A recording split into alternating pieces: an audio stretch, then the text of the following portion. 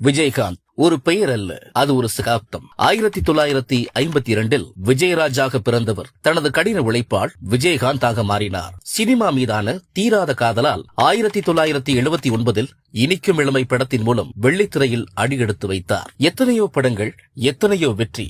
குறிப்பாக 1991 கேப்டன் பிரபாகரன் திரைப்படம் அவருக்கு பெரும் திருப்பு முனையாக அமைந்தது. அது அவரது 100வது படம் என்பது குறிப்பிடத்தக்கது.